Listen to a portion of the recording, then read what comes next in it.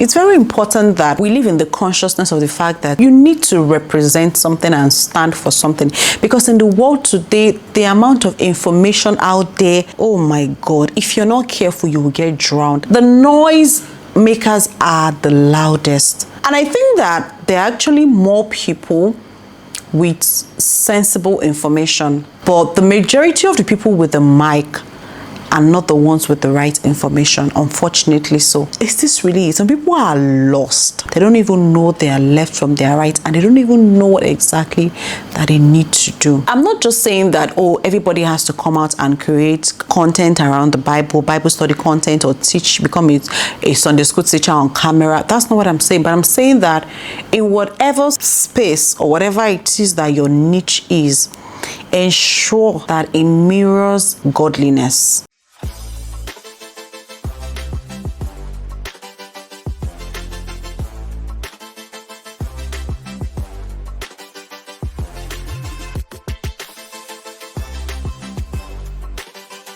So if you remember the last conversation we're having in the previous episode, right? I had spoken about how we should handle matters with empathy and grace, and ensure that when we are weighing or sharing our 2 cents or opinion on a particular matter, we are conscious of the fact that we may consciously or unconsciously be shaping narrative thoughts, and other people's opinion. So today I want to talk about Christian content creators. And I mean, it's a conversation that people have different opinions about it, the argument, but there's something I really want to talk about concerning Christian content creators. And if you're a Christian content creator, or you're a content creator that is a believer, a Christian, a child of God, this particular episode is for you. Welcome to the Millennial Chronicles. My name is Ayo. I just realized I've not been saying my name is Ayosha. Anyways, welcome my community and family members to this episode. Thank you for your likes, your comments. It's been very good. Thank you so much. Okay, so like I said, I want to talk about Christian content creators. There are content creators who actually use the Christian tag, which is not a problem. I don't have an issue with it at all. Like, it's very okay. And there are content creators that are actually believers and they don't put the Christian tag. I assume that people that, and I stand to be corrected, please. I assume that people who put the Christian tag actually create content around faith, right? Their content are faith-based. While there are some believers, some Christians who are content creators, and then probably their niche is lifestyle, entertainment, they do skits, different things, right? Maybe brand. Theirs is more about brand reviews. We have the tech reviews, different, everybody finds their niche, right? What I want to actually talk about is whether you're using the Christian tag or you're not using the Christian tag. As a believer in the media space, first of all, you need to understand that this is a platform that God has given you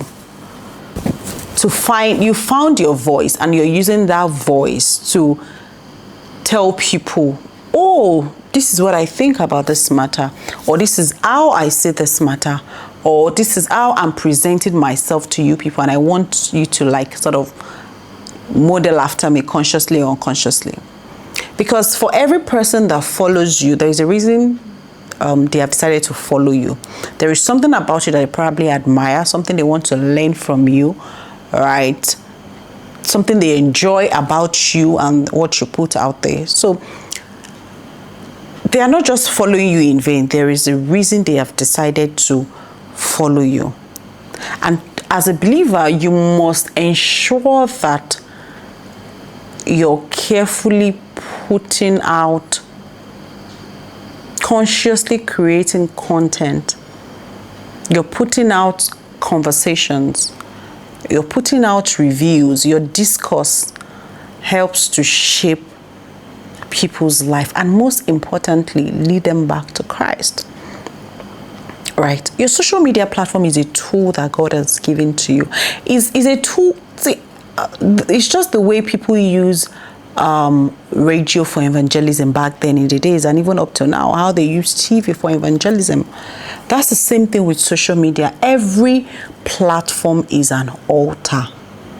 Every platform is an altar that God has given to you.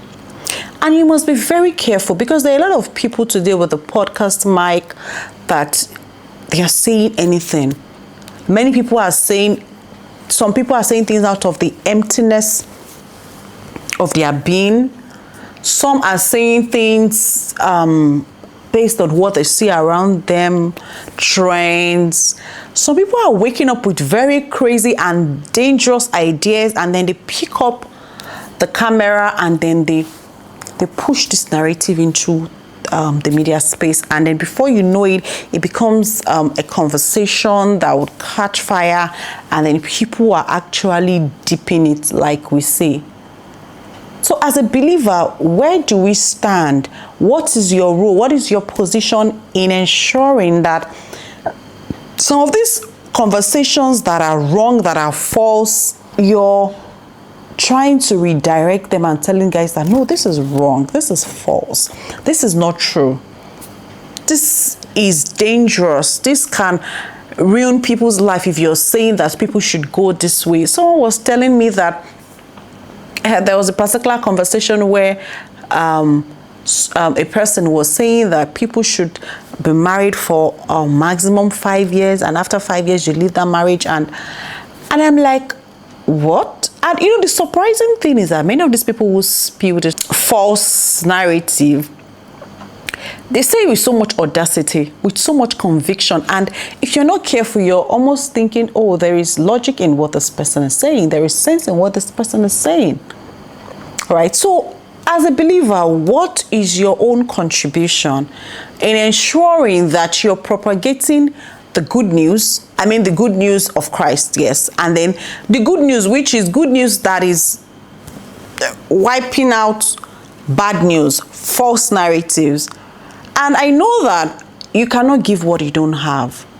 And so the question points back to, how much of God do you even know for you to be able to say, oh, I want to teach others, or I want to correct certain false narratives that have been going on and on for ages? How much of the word is inside of you, right? What am I reading? What am I feeding my soul? How much of the right information is inside of me that I can give out to people to help shape the right narrative? It's very important that we live in the consciousness of the fact that you need to represent something and stand for something, because in the world today, the amount of information out there, oh my God, if you're not careful, you will get drowned.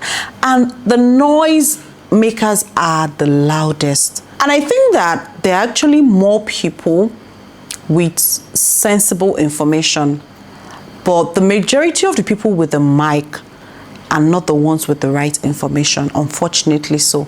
And so there's just so much noise out there that people are getting drowned, and they're getting confused and more confused, and they are wondering, is this really it? Some people are lost. Like, just by consuming all that they consume, they are lost. They don't even know they are left from their right, and they don't even know what exactly that they need to do. And I'm not just saying that, oh, everybody has to come out and create content around the Bible study content, or become a Sunday school teacher on camera. That's not what I'm saying. But I'm saying that in whatever space or whatever it is that your niche is, ensure that it mirrors godliness. That when someone sees it, they are like, okay, I like this.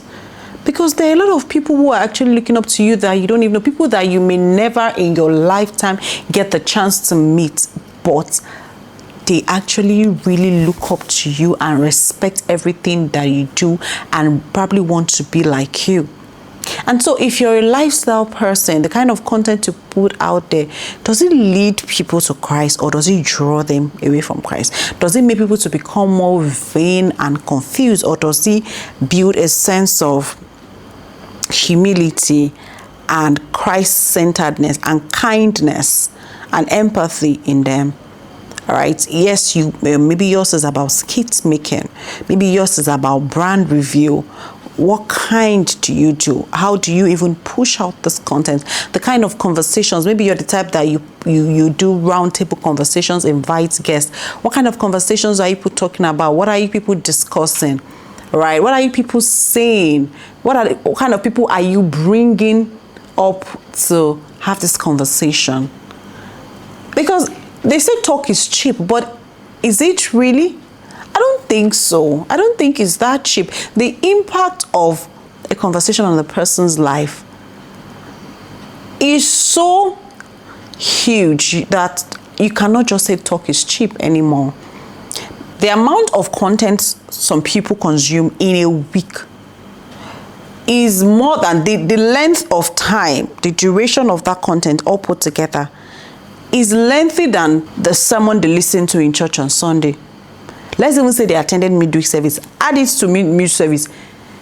Still, is more than it. And so you can imagine that at the fore of their mind is those content that they would actually remember. And then I'm asking you, what do you think those content are? What do you think is at the fore? Yes, I know that the onus lies on people to exercise discretion in choosing what they need, what they watch, what they expose their minds to. But also, responsibility falls on us as believers to ensure that we're using this tool and this special gift that God has given us to actually build the heart of men, to actually disciple men, to actually ensure that we are leading them more towards righteousness than far away from it, that we are supporting the work of the pastor, that the work that the pastor and Sunday school teacher, have done in their lives during the course of the service, right, than adding to the problem of the pastor. Right, and I would really like to hear what we think, especially from content creators. How do you think you can use that special gift and tool that God has given you to, draw men to Christ, to ensure that you're not part of the problem and rather you're a solution? So if you've watched the video up to this point, I believe that you've enjoyed it, right? Thank you. I would like to hear from you, from my content creator pals, and even for as many people that maybe not necessarily have a content creator tag, but they're sharing their opinion in the public space from time to time. How do you think that what you're doing can actually help contribute to the kingdom, to the work of God? All right. And I want to say as well, my prayer is that for everyone who is in this space that is creating content or about to, I pray that for every time you get up to do it, you're reminded of the essence for which you started. You're reminded of your purpose in Christ, and you're able to link it properly. And that whatever you do will not stand against you, will not lead other farther from Christ, but that everything will work together for good and will bring men, closer to Christ in Jesus' name. I'm waiting to read in the comment section your opinions, your contributions, your feedback, very important, and questions, if any. Thank you so much. Catch you in the next episode. If this is not the last episode for this season, I'll catch you. No, I don't think it's the last episode. I think we probably still have 2 more episodes to end the season. All right, guys. Bye.